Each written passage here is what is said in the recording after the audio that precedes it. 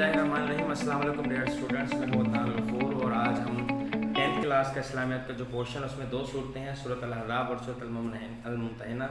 सूरत अल-अहज़ाब जो है उसको हम स्टार्ट करने लगे हैं। और सूरत अल-अहज़ाब का मतलब है ग्रोह, यानी जंग ग़ज़वा अहज़ाब यानी ग़ज़वा खंदक के मौका पर जो ग्रोह अल्लाह पाक ने नाज़िल फरमाया मुसलमानों की मदद के लिए, उन ग्रोहों के नाम की निस्बत से इस सूरत का नाम रखा गया है। ये मदनी सूरत है और इस सूरत का शान नज़ूल जो है वो उसमें बताता चलूँ कि हमारे लिए ये आयत जो सूरत है ना सिर्फ हमारे सिलेबस के लिए इम्पोर्टेंट है बल्कि हमारे ज़िंदगी के जो अकायद हैं, इसी तरह हमारी ज़िंदगी के जो बुनियादी आमाल हैं उनके हवाले से बहुत सारे अहकामात इसके अंदर मौजूद हैं। लेकिन वो साथ साथ अभी उसकी डिटेल नहीं बताऊंगा, लेकिन साथ साथ जैसे जैसे हम आयत को पढ़ते जाएंगे उसकी डिटेल और उसकी तफसीर और कोशिश करूंगा कि जितनी भी हो सके वो आपको बताऊं इस ऑनलाइन क्लास के ज़रिए। अल्लाह पाक इसमें होने वाली गलती कोताहियों जो हमसे हों उसे हमें माफ़ फरमाए। तो पहली 3 आयत पढ़ने लगे हैं। इसकी पहले 3 आयत का शान नज़ूल कुछ इस तरह से है कि जब रसूलुल्लाह सल्लल्लाहु अलैहि वसल्लम ने मदीना में एक रियासत कायम की तो इर्द गिर्द के जो यहूदी थे उनमें जो मशहूर 3 कबीले थे, बनु कैनका, बनु नज़ीर या बनु नुज़ैर, या जो तीसरा जो कबीला था बनु कुरैज़ा, ये 3 जो कबीले थे इनके मुख्तलिफ लोग जो थे वो सरदार थे, वो आप सल्लल्लाहु अलैहि वसल्लम के पास आते और वो ख़ुद को मुसलमान ज़ाहिर करते, असल में वो मुनाफिकीन थे, दिल में उनके ईमान मौजूद नहीं था। तो वो आकर मुख्तलिफ मामलात पर आपको मशवरे देते और गलत मशवरे देते ताकि आप सल्लल्लाहु अलैहि वसल्लम को जो है वो नुकसान पहुँचाया जाए।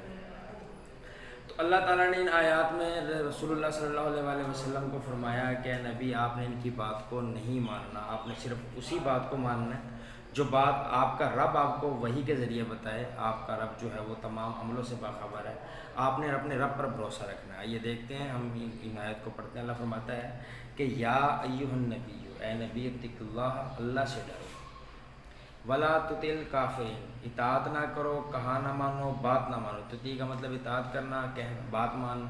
अल काफिरीन वल मुनाफिकीन, उन लोगों की जो काफर हैं और वो लोग जो मुनाफिक। काफर वो लोग जो बज़ाहिर जो बिल्कुल ईमान नहीं लेकर, लेकिन मुनाफिकीन जो हैं वो काफरों से ज़्यादा ख़तरनाक लोग होते हैं। यानी वो ख़ुद को मुसलमान ज़ाहिर करते हैं और लोग मुसलमानों के ग्रोह में शामिल हो जाते हैं, तमाम आमाल मुसलमानों की तरह करते हैं, लेकिन दर हकीकत वो मुसलमान नहीं होते। तो अल्लाह ने फरमाया नबी इस तरह के लोग जो काफर हैं या वो लोग जो मुनाफिकीन हैं, मुसलमानों को रूप धार के आपके साथ आकर बैठ जाते हैं, उनकी बात को आपने नहीं मानना। इन्नल्लाह काना अलीमन हकीमा, असल इल्म रखने वाला और हिकमत रखने वाली ज़ात किसकी है? वो अल्लाह ताला की। अल्लाह फरमाता है बेशक खुदा जानने वाला और हिकमत वाला है। अगली आयत में अल्लाह फरमाता है वत्तबी, इताअत करना, बात मानना, कहाँ मानना, मा यूहा इलैका मिन रब्बिका, सिर्फ उस बात की जो तुम्हारा रब वही के ज़रिए तुम तक भेजे। वत्तबी मा यूहा इलैका मिन रब्बिका, सिर्फ इत्तबा करना उस बात की जो तुम्हारे रब की तरफ से तुम तक वही आए। इन्नल्लाह काना बिमा तामलूना खबीरा, बेशक खुदा तमाम अमलों से क्या है? बाखबर है। तुम जो भी अमाल करते हो खुदा उनसे क्या है? खबरदार, उनको जानता है। और वतवक्कल, अल्लाह कहते हैं तमाम बातों में अल्लाह ताला के अहकामात पर तवक्कल करना, अल्लाह पर भरोसा रखना। वकफ़ा बिल्लाहि वकीला, तुम्हारे तमाम मामलात में तुम्हारी मदद के लिए और तुम्हारे तमाम मामलात बनाने के लिए अल्लाह क्या है? काफ़ी है। तो डियर स्टूडेंट्स, इसमें अक्सर मरूज़ी जो आती होती है वो आती होती है कि ए नबी कहाँ मानना, इसमें से ऑप्शन आते होते हैं, कहाँ नाम मानना, इसमें से ऑप्शन आते होते हैं। तो कहाँ नाम मानना कि इनका काफरों का और मुनाफिकों का। और इसमें जो दूसरी मरूज़ी आती होती है वो आती होती है कि खुदा बाखबर है तमाम अमलों से। इसके अलावा इसमें से शार्ट क्वेश्चन आता है कि अल्लाह ताला ने सूरत अल-अहज़ाब की पहली आयत में मुसलमानों रसूलुल्लाह सल्लल्लाहु अलैहि वसल्लम को क्या अहकाम दिए? तो जवाब उसका इस तरह से बनेगा कि सूरत अल-अहज़ाब की पहली 3 आयत में अल्लाह ताला ने मुसलमानों को रसूलुल्लाह सल्लल्लाहु अलैहि वसल्लम को हुक्म दिया है कि मुनाफिकों और काफरों का कहा नहीं मानना, अल्लाह ताला से डरते रहना है और अल्लाह की तरफ से जो वही आए उसकी क्या करनी है? पैरवी करनी है। तो ये शार्ट क्वेश्चन और मरूज़ी और इसके वर्ड्स मीनिंग आप लिखेंगे भी, याद भी करेंगे।